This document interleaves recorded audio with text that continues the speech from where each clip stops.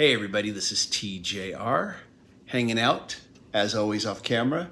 A super fan having a little ice cream.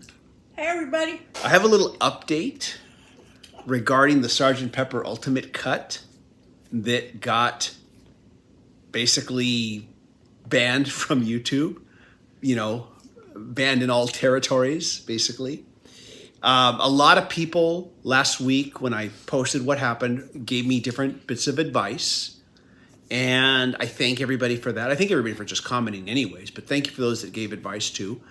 And I considered a lot of possibilities, and I'll talk about more of that in a moment. But first, in spite of all that happening, with me just wanting to talk about the Sgt. Pepper album, a package arrived Friday.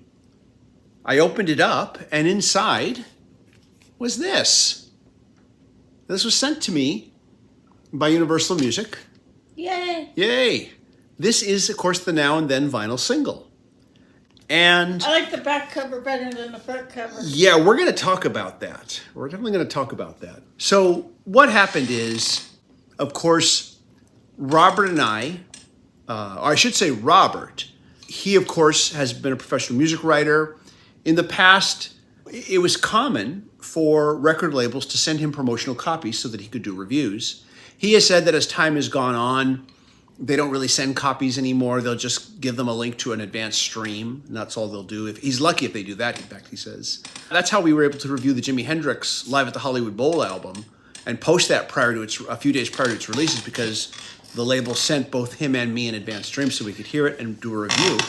And, he had been trying to see if Universal Music Group couldn't send, at the very least, just a stream link where we could stream it ahead of the release, and that way we could have a video posted the day of.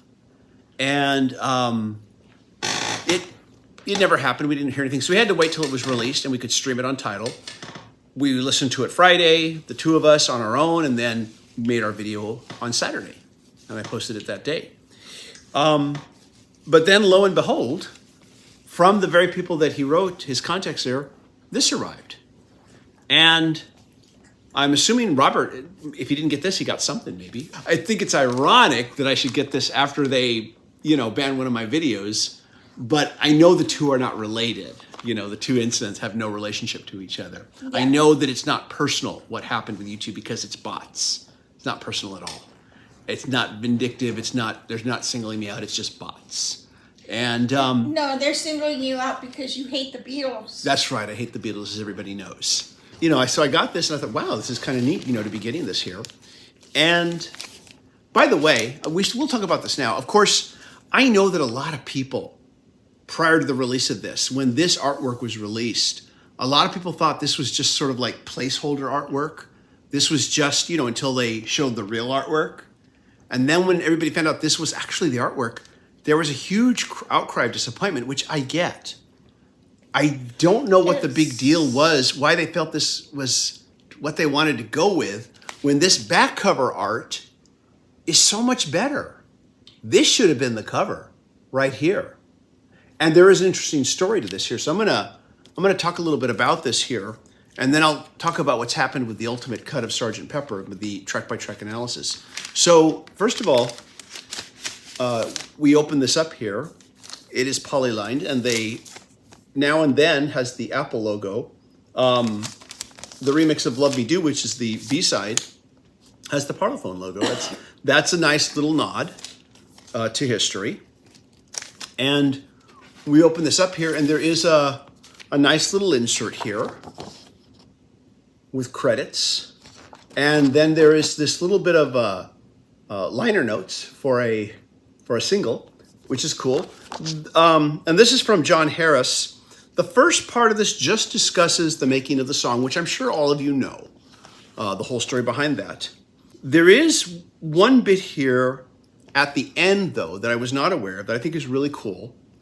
I'm just going to read directly from it here. There is one final bit of happenstance, eventually reflected in the image used, along with the new painting by the acclaimed American artist Ed Rushka, and that's what they're talking about with this here. I think this is better. I think this should have been the cover. But they talk about this image here that's on the back cover here. And this is really interesting here. Along with the new painting by the acclaimed American artist Ed Ruschka, if I say it right, R-U-S-C-H-A, maybe it's Ruschka, I'm not sure. Ed Ruscha. On the song's accompanying cover art, it's a clock featuring the words "now and then," created by an American artist called Chris Giffen, bought by George Harrison in 1997 from a shop in Providence, Rhode Island, and kept for years at the home he shared with his wife, Olivia. She recently decided to have a closer look at it. "I put it on the mantelpiece," she says. "Then the phone rang. It's Paul, and he begins to remind me of this third song with real love and free as a bird. I said, I remember it," he said. "It's called Now and Then. I'm standing there with the phone in one hand, looking at the clock that said now and then. I was sort of dumbfounded. I said, I think this is George saying it's okay." I thought that was just a really neat story.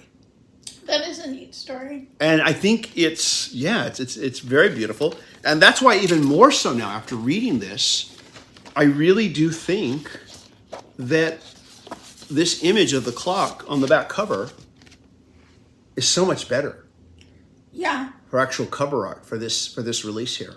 And it would have been kind of a nice homage to George Harrison to make that the cover, the front cover art. Yeah. And that's the title of the song, Now and Then. So anyways, though, a lot of people gave me advice on what to do about the Sgt. Pepper Ultimate Cut. Some suggested that I break it up into 4 parts, that the algorithm was more, how shall I say it? Harsher? Unforgiving with me because I had it all, it was like over an hour long. Others said I should try to upload it to Vimeo, put it there. I did think about that. Others said I should just dispute it and see what happens. And I have disputed videos in the past, and I have had favorable results in the past too. But with a dispute comes a whole lot of possible legal ramifications.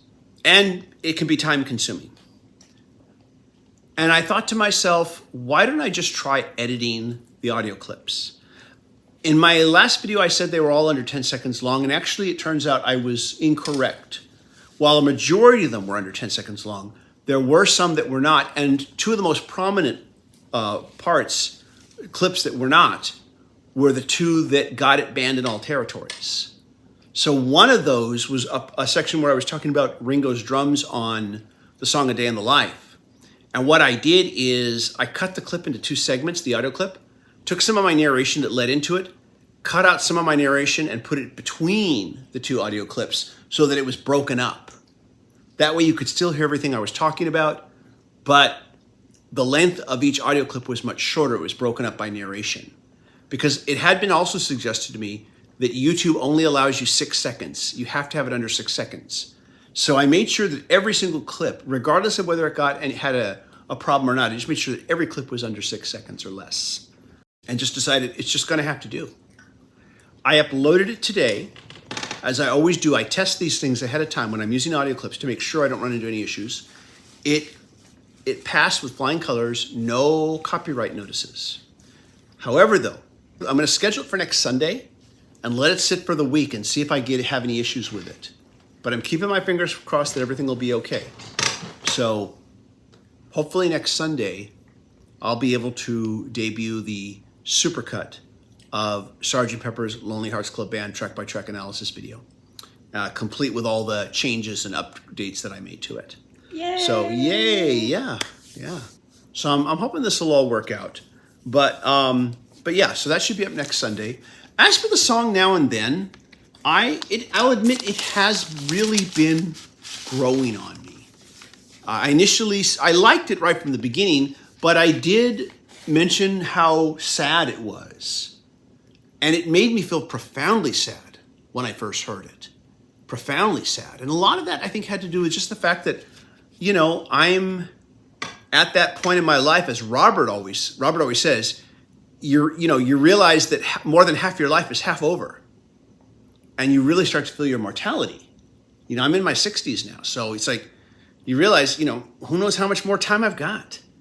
And I think anybody that's in my age range is dealing with loss because we're losing people. We're losing family members, relatives, and I'm not the only one. I realize I'm not asking for pity points here. Robert he lost both his parents before the lockdowns. Yeah. You know, you lost your mother right before the lockdowns. I lost my mother and my brother during the lockdowns. And everybody has been losing people, especially in our age range, you know, of our generation, because we're just at that age where it's happening more than it did when we were younger.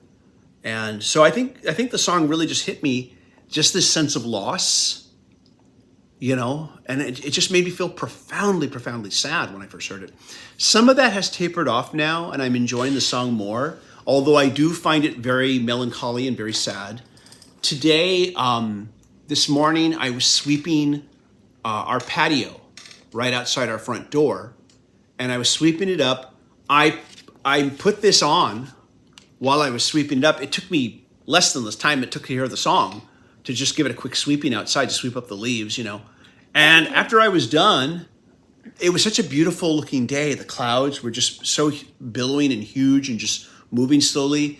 And as the song finished playing, I just looked at the clouds, and it just struck me the amazing thing, how amazing it is to sit here in 2023, staring up at the clouds, hearing the sound of John Lennon's voice recorded back in 1970, and hearing it, or late 70s, I forget exactly. Late 70s, yeah. Yeah, I forget exactly. I know that all the you have to be completely accurate trolls out there are losing their minds right now. Oh, boo-hoo. Yeah, boo-hoo. Yeah, cry us a river. But thinking how amazing it is that I can hear this recording in 2023. You know, it really is a technological miracle that can happen. And it is a beautiful song. I don't feel as profoundly sad now when I hear it. I mean, I just felt so profoundly sad. And now, yeah, I feel melancholy, but it's not quite so strong. And like I said, I was not expecting to feel that when I first heard it back when it premiered just a week or so ago. Anyways, though, I was grateful they sent this. I will write the person from Universal that sent it and just say thank you. I'm guessing they sent it because maybe, I mean, the thing is, you know, we'd already released the videos. We'd already talked about this. We'd already talked about the Red and Blue albums. They're sending this a week later after the release of the Red and Blue albums. This was 2 weeks ago. Maybe it was just to say thank you because because they saw the numbers that the videos did, and you know, I don't know. Maybe it was just to say thank you for making the videos, but I definitely will write them and say thank you for sending it. It was very nice, you know. But yeah, so there it is.